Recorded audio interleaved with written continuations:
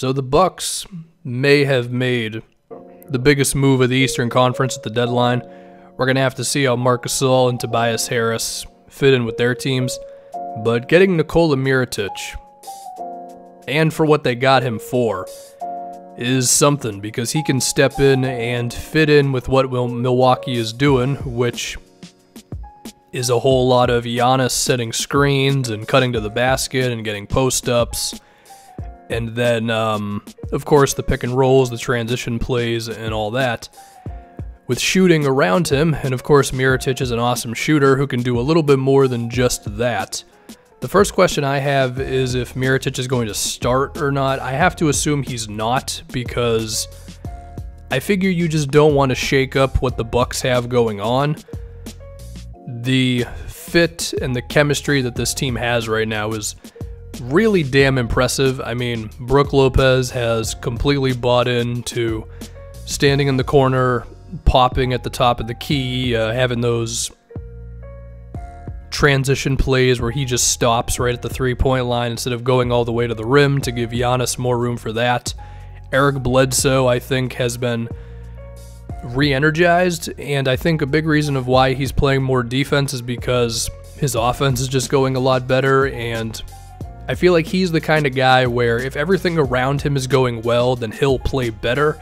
And of course, with Budenholzer in the system, it has woken Bledsoe up. Malcolm Brogdon doesn't miss any shots, and then Middleton is still doing his thing. So I think it makes sense to have Mirotic come off the bench.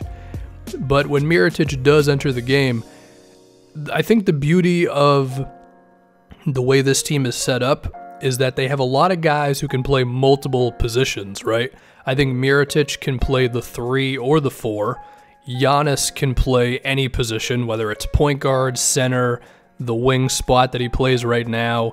Middleton can be used at the 2 or the 3, depending on which guy he would end up defending on the other team. He's capable of doing that.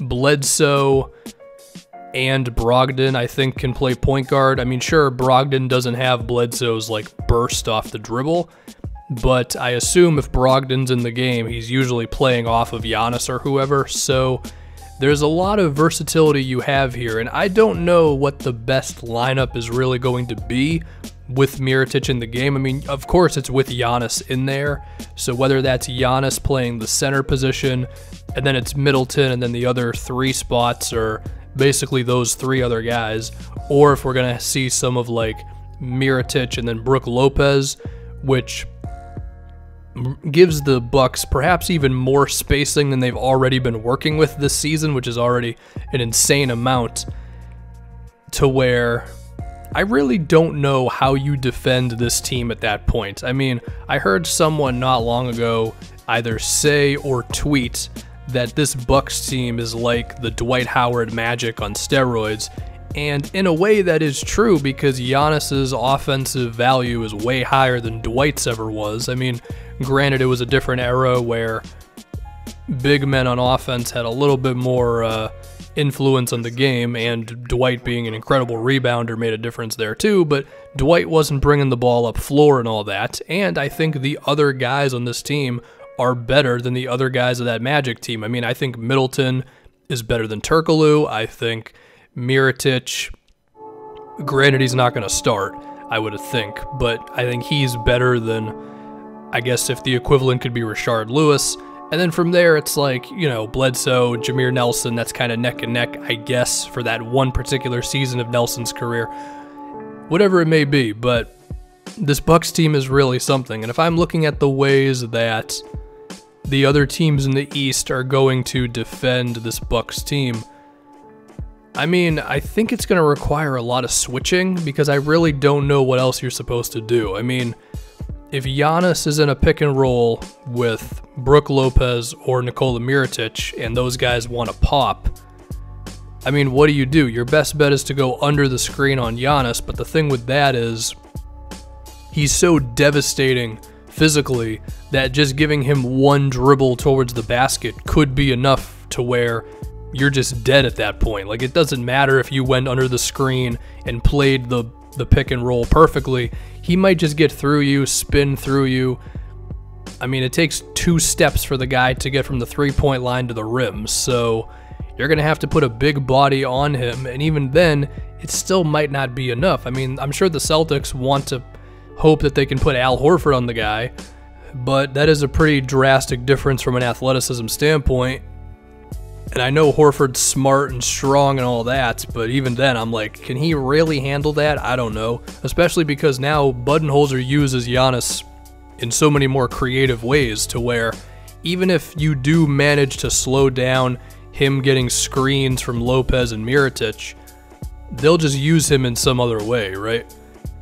Now, besides that, if you don't want to switch and you want to play more conventional defense at times where you got to provide help and all that, I mean, the teams in the East are pretty damn good on defense. I mean, the Raptors and the Celtics are both great, and Philly's been a little disappointing, but I do think they have the guys to play defense.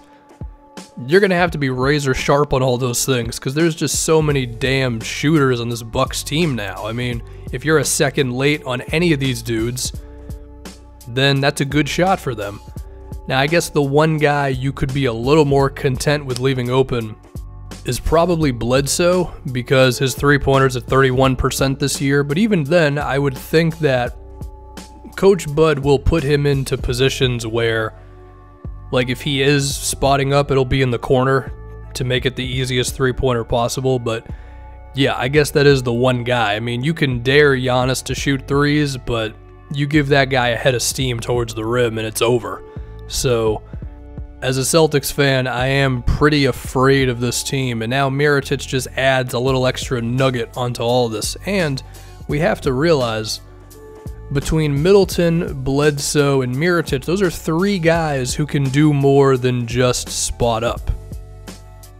I mean, sure, neither of them are great at ISOs or pick and rolls or whatever, but they're just good enough to where you can't just expect them to do nothing but shoot threes off of Giannis all game. So if it's like a transition opportunity where Mirotic gets the rebound, he can bring it up floor himself, and then the rest of these guys can spot up. That, of course, allows the 7-foot alien to get a head of steam going towards the rim. So this team is pretty damn loaded. And I guess the only thing that could be their downfall would be if they don't have a second big-time scorer, because you could look at Middleton as the second scorer. He puts up 17 a game, right?